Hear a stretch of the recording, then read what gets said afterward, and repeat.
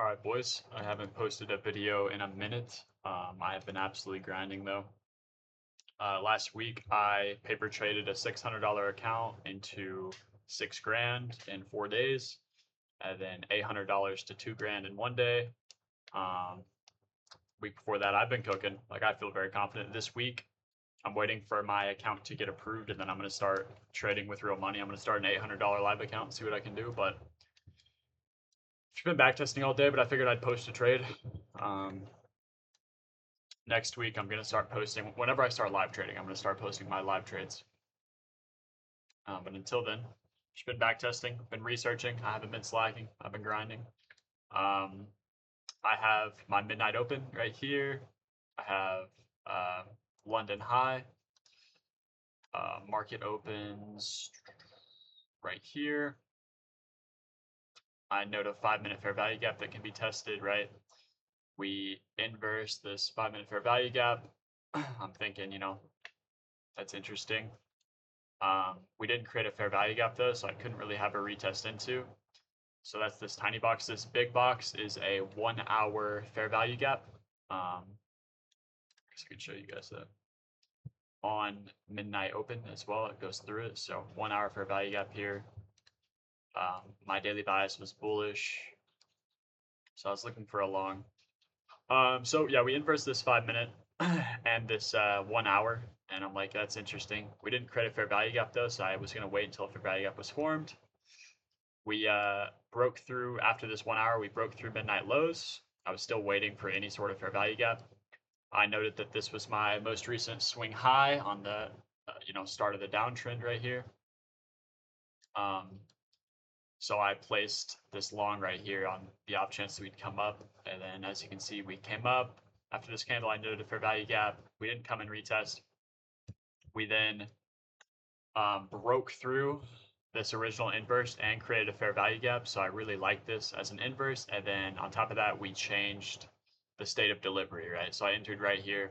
We broke through this, inverse this gap towards the upside after we swept a midnight low, and this 1 hour got inverse. So we swept midnight lows. We used it to inverse this gap. It was a strong inversion. I went in. I targeted London highs. Trade ripped at 2.53. Pretty good trade. I set my stop loss just below this fair value gap, but realistically, I think I could add my stop here because this is what's going to get retested if anything, but it's fine. So yeah, it was a good trade. Yeah, next week I'm going to cook some shit up, boys. I'm going to lock in, trade with real money. I've been very, very consistent, so I'm feeling really confident. I'm not going to lie. I'm feeling really good at my strategy. I haven't really learned anything insanely new that's been game changing. I've just been practicing everything I already know. But I guess watching for a change in state of delivery and midnight open has been pretty nice as just more confluences, because I was going off breakup structure a lot, but not really changing state of delivery. So that's helped a little bit. But other than that, I've just been refining everything I know: fair value gaps, inverse fair value gaps, just all my stuff. Yeah, targets equal highs, and then went for it. So I guess I'll run you guys through my strategy. It's very similar to a lot of ICT stuff, a lot of TJR stuff. I get up on market open. I mark previous day high and low, session highs and lows, and midnight open. So my big picture zones are previous day high and low, session highs and lows, and then midnight open, right? So session being Asia, London, and then the start of New York, but obviously Asia, London highs and lows, midnight open, previous day high and low. And then internal liquidity. Well, I guess still external liquidity. I'm marking any equal highs or lows that haven't been touched. In this case, there was just a 1 hour fair value gap that didn't really get manipulated, and then it did on midnight. So I noted a 1 hour fair value gap that could be, manipulated and then gone through. So anything like that, if there's obviously just draws on liquidity, right? Once I'm done with the big picture stuff on my highs and lows, I'm going to equal highs and lows, fair value gaps, BPR, low resistance, liquidity, anything like that. Anything that can get swept and manipulated and then used to push up or down, I look for and I note.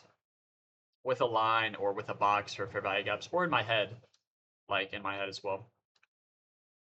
All these equal lows under this hour were noted for me as far as being like, when this happened, I figured there's a good chance we sweep this, and I'll create a fair value gap to test and go lower, targeting Asia lows, or I'll sweep this, inverse this, and go higher, changing state of delivery and targeting London highs. So yeah, so big picture, big picture zones that I can trade off of, and then what was I saying? Big picture zones I can trade off of, and then internal liquidity, and then I mean that's roughly it. As far as entry goes, I scale down to 1 minute and look for fair value gaps getting respected, inverse fair value gaps. Sometimes I'll go off change the state of delivery depending on how good the setup is. But 90% of the time, I get an inverse fair value gap or a fair value gap respected, and I go off that. And then, yeah, that's pretty much it. A big thing I've learned as well is to use fair value gaps that are supported by something. I feel like before I was trading up a lot of just every fair value gap I saw. I wasn't looking at, is this a high probability fair value gap? And that's really helped my trades. But yeah, other than that, boys, nothing's really changed. I'm locked in, and I'm going to stay locked in. And next week, I'll keep you guys updated with real money.